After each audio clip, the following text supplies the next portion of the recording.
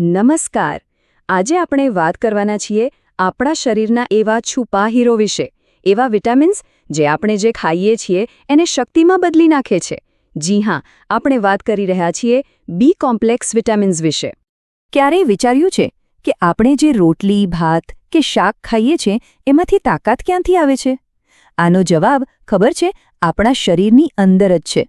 જુઓ, આપણે જે કંઈ પણ ખાઈએ છીએ એ તો બસ એક કાચું બળતણ છે, પેટ્રોલ જેવું. પણ એને વાપરવા લાયક એનર્જીમાં ફેરવવાની જે આખી પ્રોસેસ છે ને એ બહુ જટિલ છે. અને આખી ગેમના સેન્ટરમાં છે બી વિટામિન્સ. તો આ બી કોમ્પ્લેક્સ છે શું? સાંભળવામાં કોઈ એક વિટામિન જેવું લાગે, પણ એવું નથી. આ તો 8 અલગ અલગ વિટામિન્સનો એક આખો પરિવાર છે, એક ટીમ છે.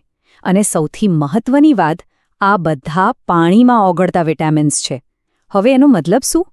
એનો સીધો મતલબ એ છે કે આપણું શરીર આને જમા કરી શકતું નથી, એટલે કે રોજે રોજ ખોરાકમાંથી એને લેવા જ પડે. ચાલો, તો પછી આ વિટામિન્સની દુનિયામાં એક ડૂબકી મારીએ. આપણે સ્ટેપ બાય સ્ટેપ સમજીશું કે કેવી રીતે આ વિટામિન્સ આપણા શરીરના સ્પાર્ક પ્લગ તરીકે કામ કરે છે, કેવી રીતે એ આપણને એનર્જી આપે છે, લોહી અને ડીએનએ જેવી જરૂરી વસ્તુઓ બનાવે છે, આપણા મગજને સાચવે છે. અને હા, છેલ્લે એ પણ જોઈશું કે કોને આની ઉણપનો જોખમ સૌથી વધારે છે.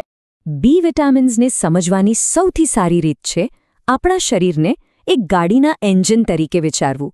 વિચારો, ખોરાક એ પેટ્રોલ છે, પણ ગાડીમાં ખાલી પેટ્રોલ ભરવાથી એ ચાલવા માંડે? ના, એને ચાલુ કરવા માટે એક ચિંગારી જોઈએ, એક સ્પાર્ક જોઈએ. બસ, આ બી વિટામિન્સ એ જ જાદુઈ ચિંગારી છે. એટલે કે એક વાત બરાબર સમજી લઈએ, બી વિટામિન્સ પોતે કોઈ એનર્જી નથી આપતા, પણ એમના વગર શરીર ખોરાકમાંથી એનર્જી બનાવી જ નથી શકતું. એકદમ સિમ્પલ. જેવી રીતે સ્પાર્ક પ્લગ વગર ગાડીનું એન્જિન ધક્કા મારવા છતાં ચાલુ ન થાય, બસ એવી જ રીતે બી વિટામિન્સ વગર આપણું મેટાબોલિઝમનું એન્જિન ઠપ થઈ જાય. તો સવાલ એ છે કે આ ચિંગારી કામ કઈ રીતે કરે છે? ચલો, તો મળીએ એનર્જી બનાવતી ડ્રીમ ટીમને. આ એવા વિટામિન્સ છે જે પાક્કું કરે છે કે આપણે જે પણ ખાઈએ એનો એક એક કણ કામમાં લાગે, વેડફાય નહીં અને સીધો શક્તિમાં ફેરવાય. આ એનર્જી ટીમમાં 2 તો મેઇન પ્લેયર છે. એક છે વિટામિન B1, જેને થાઇમીન પણ કહેવાય છે. એનું કામ છે કાર્બોહાઈડ્રેટ્સમાંથી એનર્જીને બહાર કાઢવાનું, અને જો એ ઓછું પડે તો બેરી નામનો રોગ થઈ શકે. બીજો સ્ટાર પ્લેયર છે વિટામિન B3, એટલે કે નિયાસિન. આ તો આપણા શરીરના દરેક કોષને શક્તિ બનાવવા માટે શ્વાસ લેવામાં મદદ કરે છે. અને હા, એની ઉણપ એક બહુ જ ગંભીર બીમારી લાવી શકે છે, જેનું નામ છે પેલેગ્રા. પેલેગ્રા. આ નામ કદાચ અઘરું લાગે, પણ એને યાદ રાખવાની એક મસ્ત ટ્રીક છે. એને કહેવાય છે 3Dનો રોગ, કેમ કે એના મુખ્ય લક્ષણ 3Dથી શરૂ થાય છે. તો આ 3D કયા છે? પહેલો ડી છે ડર્મેટાઇટિસ, એટલે કે ચામડી પર બળતરા, સોજો અને ફોડલા થવા. બીજો ડી છે ડાયેરિયા, એટલે કે સતત ઝાડા. અને ત્રીજો ડી છે ડિમેન્શિયા, મતલબ કે યાદશક્તિ જતી રહેવી, માનસિક ગૂંચવણ થવી. અને સૌથી ડરાવણી વાત તો એ છે કે જો આની સારવાર ટાઈમસર ન થાય તો આ એક ચોથા ડી તરફ લઈ જાય છે, જે છે ડેથ, એટલે કે મૃત્યુ. પણ બી વિટામિન્સનું કામ ખાલી એનર્જી બનાવવાનું નથી હો. એ તો આપણા શરીરના કારીગર પણ છે. એ જીવનના પાયાના બિલ્ડિંગ બ્લોક્સ બનાવે છે. ચાલો જોઈએ કે કેવી રીતે એ લોહી અને ડીએનએ જેવી મહત્વની વસ્તુઓ બનાવે છે. અહીં 2 વિટામિન્સની જોડી એકદમ પાર્ટનરશિપમાં કામ કરે છે. એક છે B9, એટલે કે ફોલેટ, અને બીજો છે B12, એટલે કે કોબાલામિન. આ બંનેનું કામ છે નવા કોષો બનાવવા, ખાસ કરીને લોહીના લાલ કણો. અને સાથે સાથે ડીએનએ બનાવવામાં પણ મદદ કરે છે. હવે જો આ બેમાંથી કોઈ એકની પણ કમી થઈ જાય તો મેગલોબ્લાસ્ટિક એનિમિયા નામની બીમારી થાય છે. આમાં શું થાય? લોહીના કણો મોટા અને કમજોર બની જાય છે અને પોતાનું કામ બરાબર કરી શકતા નથી. હવે ફોલેટ એટલે કે B9નું મહત્વ પ્રેગ્નન્સીમાં તો અનેક ગણો વધી જાય છે. આ ગર્ભમાં રહેલા બાળકના વિકાસ માટે ખૂબ જ જરૂરી છે.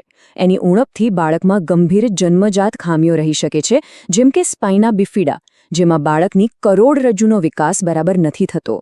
બસ આ જ કારણ છે કે ડોક્ટરો પ્રેગ્નન્સી દરમિયાન ફોલિક એસિડની ગોળીઓ લેવાની ખાસ સલાહ આપે છે. ચાલો, એનર્જી પણ બનાવી લીધી, શરીરનું બાંધકામ પણ કરી લીધું. હવે વારો છે આપણા કમાન્ડ સેન્ટર એટલે કે મગજ અને ચેતાતંત્રની સુરક્ષાનો. જોઈએ કે બી વિટામિન્સ આપણા નર્વસ સિસ્ટમના બોડીગાર્ડ તરીકે કેવી રીતે કામ કરે છે. આ વાત બહુ જ રસપ્રદ છે, ધ્યાનથી સાંભળજો. વિટામિન B6 જે છે એ મગજમાં કેમિકલ મેસેન્જર બનાવે છે, જેને ન્યુરોટ્રાન્સમીટર કહેવાય. આ એ જ વસ્તુ છે જે આપણા મૂડ, વિચારો અને લાગણીઓને કંટ્રોલ કરે છે. અને વિટામિન B12 એ તો એનાથી પણ ગજબ કામ કરે છે.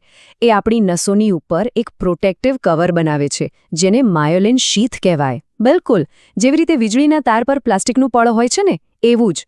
હવે વિચારો, જો એ પડ જ નીકળી જાય તો શોર્ટ સર્કિટ થઈ જાય. બસ એવું જ શરીરમાં થાય છે અને મગજના સંદેશા બરાબર પહોંચી શકતા નથી. એટલે આપણે આ સમજવું જ રહ્યું કે વિટામિન B12ની ઉણપને હળવાશથી ન લઈ શકાય. અને સૌથી મોટી ચિંતાની વાત ખબર છે શું છે? કે ઘણીવાર લોહીની ઉણપ એટલે કે એનિમિયાના કોઈ લક્ષણો દેખાયા વગર જ નર્વસ સિસ્ટમને કાયમ માટેનું નુકસાન થઈ શકે છે. મતલબ કે અંદર ડેમેજ ચાલુ હોય અને આપણને ખબર પણ ન પડે.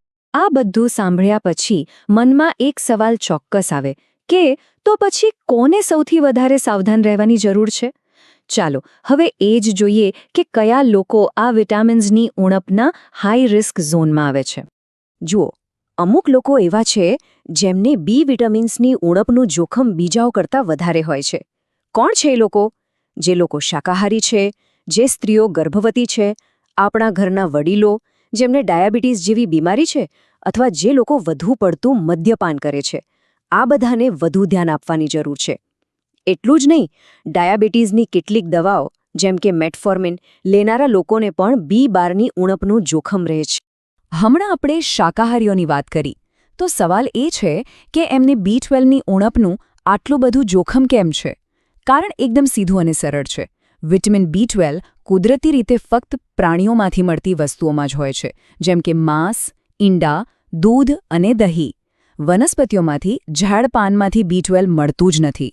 એટલે જે લોકો સંપૂર્ણ શાકાહારી હોય એમના માટે B12 મેળવવું એક મોટું પડકાર છે. તો ચાલો આખી વાતને ટૂંકમાં સમજી લઈએ. શું શીખ્યા આપણે આજે? પહેલી વાત, બી કોમ્પ્લેક્સ વિટામિન્સ આપણી એનર્જી, લોહી અને મગજ આ ત્રણેય માટે સુપર ઇમ્પોર્ટન્ટ છે. બીજી વાત, એની ઉણપ બહુ ગંભીર સ્વાસ્થ્ય સમસ્યાઓ લાવી શકે છે. ત્રીજી વાત, સારો સંતુલિત ખોરાક જ આ વિટામિન્સ મેળવવાનો બેસ્ટ રસ્તો છે. અને ચોથી અને છેલ્લી વાત, કેટલાક લોકોને આ બાબતે ખાસ સાવચેતી રાખવાની જરૂર છે. અને અંતે હું એક સવાલ સાથે આ વાત પૂરી કરીશ જે આપણે સૌએ પોતાની જાતને પૂછવો જોઈએ. શું આપણે જે ખાઈએ છીએ તે ખરેખર આપણા શરીરની બધી જ જરૂરિયાતો પૂરી કરે છે? જરા વિચારજો, કારણ કે આ સવાલનો જવાબ શોધવામાં જ સારા સ્વાસ્થ્ય તરફનું પહેલું પગલું છુપાયેલું છે.